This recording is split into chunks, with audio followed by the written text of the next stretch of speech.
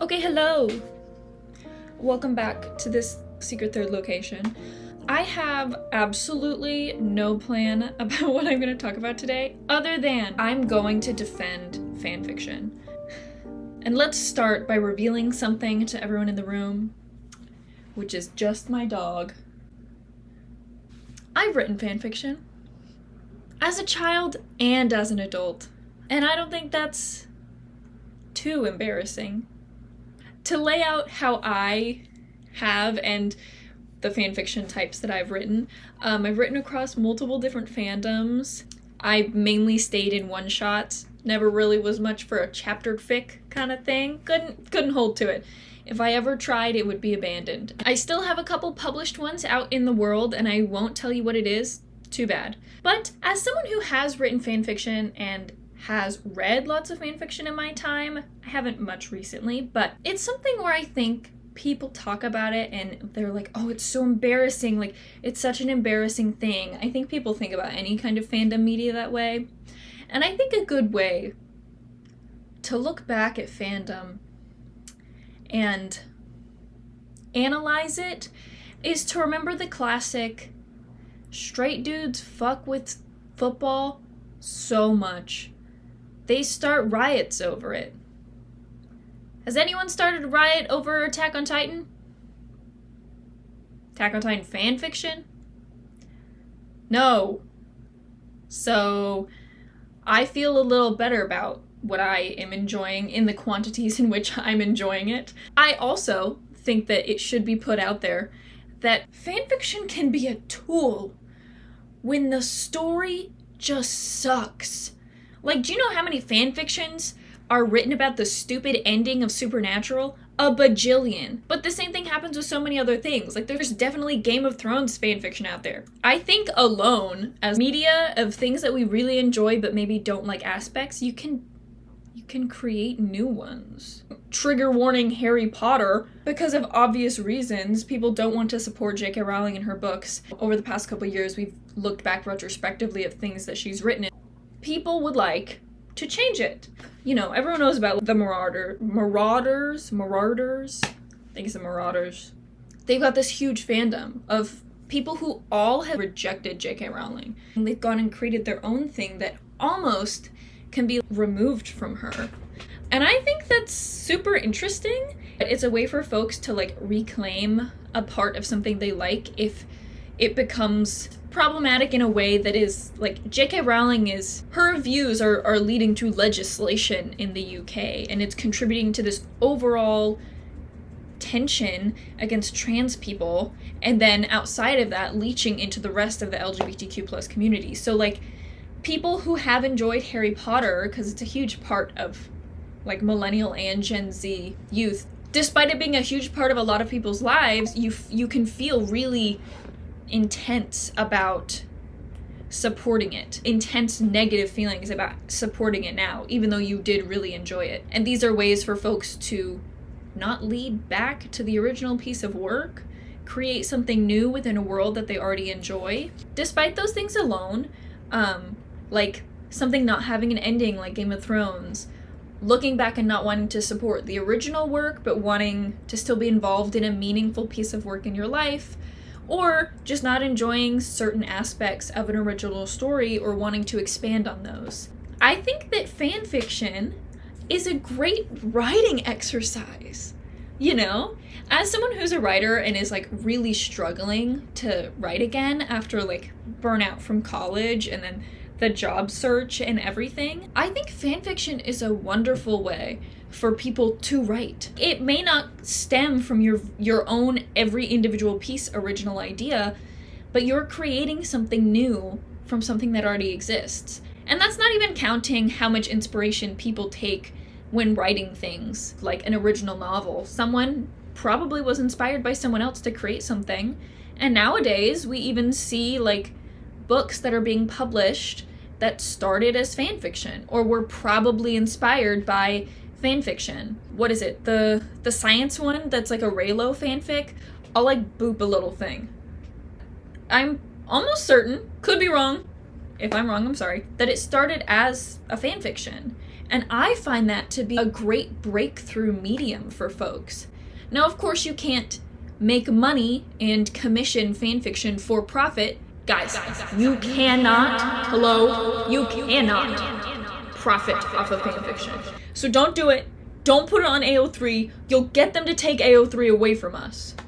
Anyway, we have publishing taking these books that were once a fanfic idea or the concept and bringing it into the real world of publishing. And I think that's super interesting. It's a great way for someone to break into the writing world. And alone on your own, it's a great way to get ideas and actually get words on the document or on paper. It's a great way to start writing because you don't have to come up with all of the characters, their backstory, the world and the world building, whether there's a language or a specific culture that's in that world. You don't have to do any of that. And while that may seem kind of like a cop-out, people get incredibly creative with fanfiction. When I was still really into Attack on Titan, when the chapters were still coming out, I read this in August of 2020. It is a mafia-thick, incredible work. As they said when ITZY released Mafia,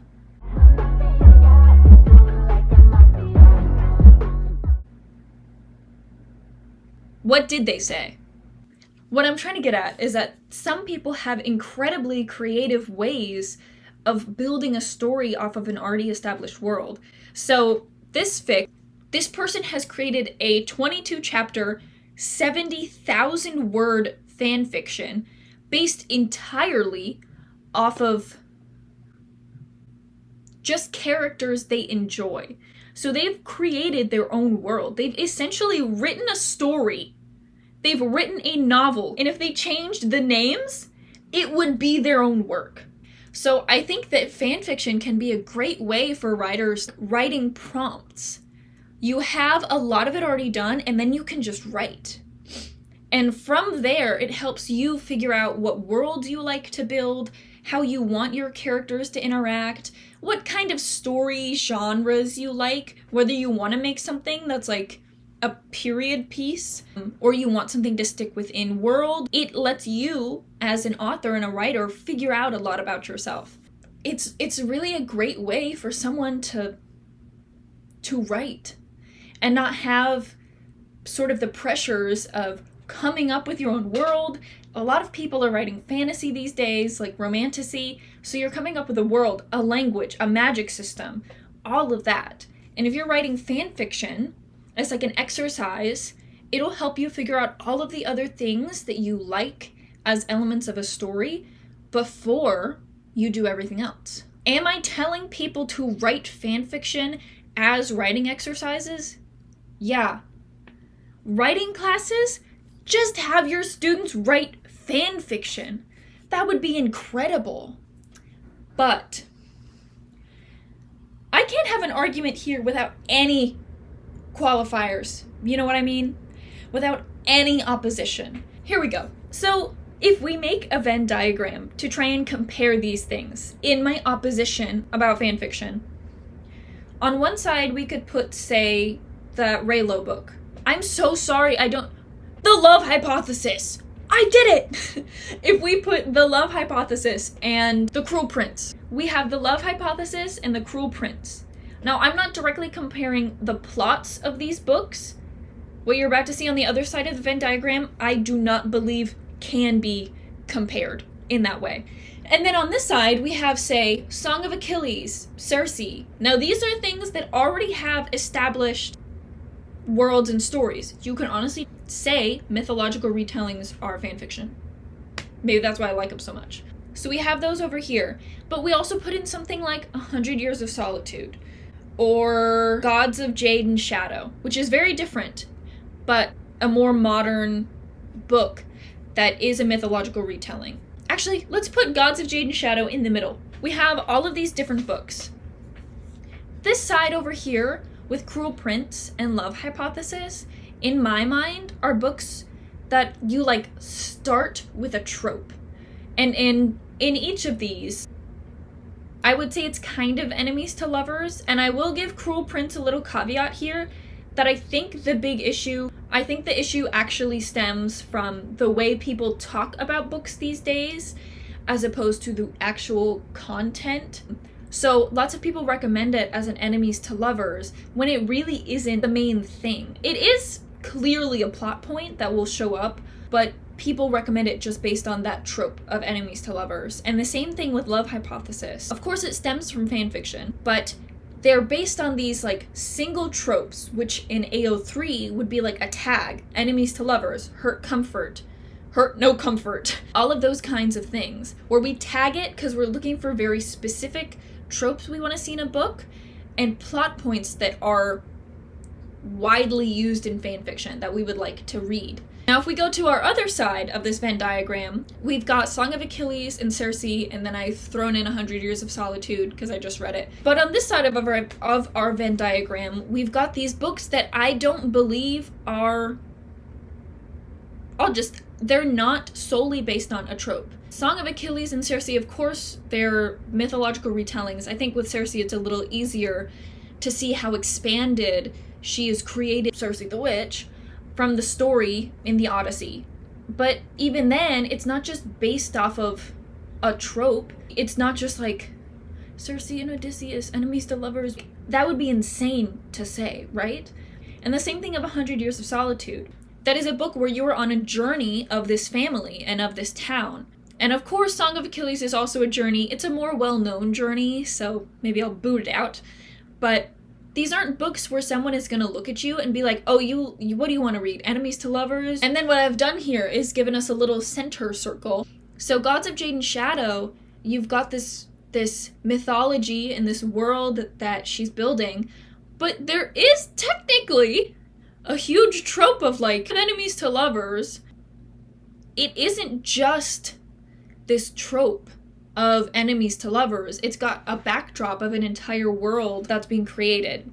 And I think what I'm trying to get at here is that fanfiction in fandom media, I think, has become a lot more widespread than we expect, especially people who grew up in fandom and find that it's not really like looked at that great. Not that that's a bad thing. Of course, there are embarrassing things in fandom.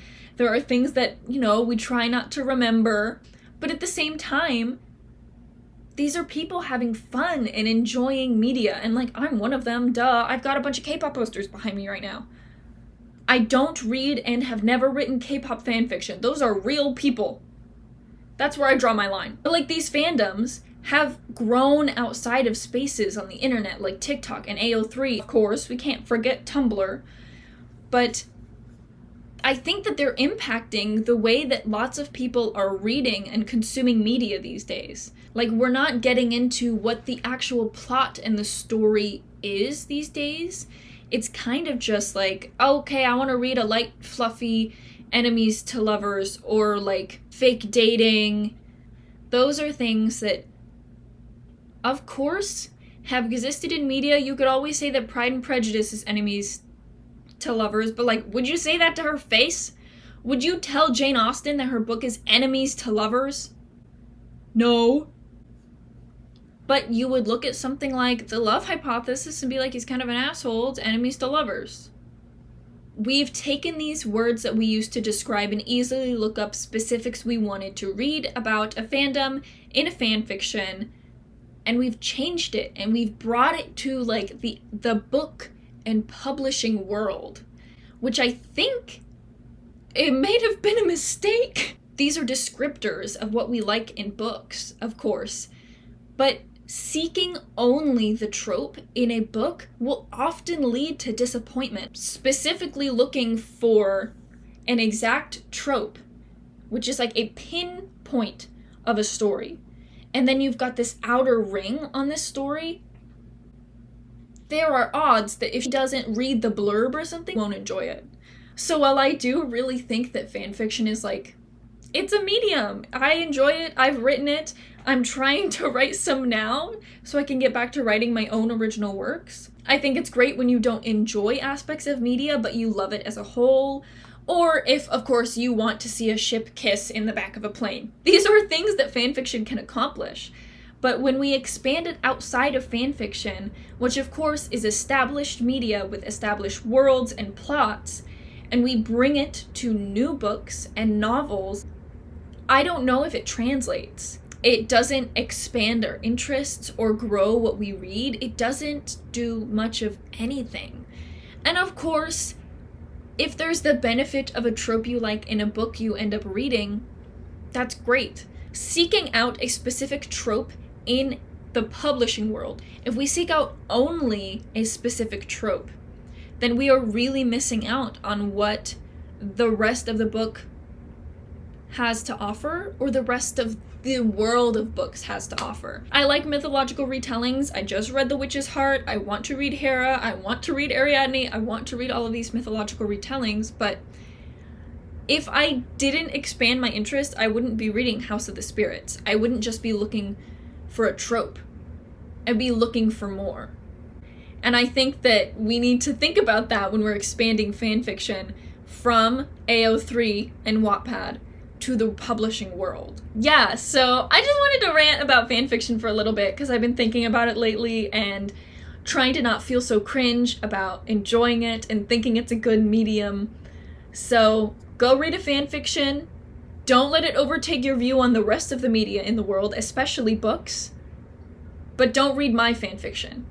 For the love of God, I am still a little embarrassed. But yeah, I'll link some things. Please, I'll say things now, like and subscribe if you want to, I don't know. And if you would like more on fanfiction, let me know. I love talking about it. Like, I could talk about the tropes I like in fanfiction. Let me know somewhere.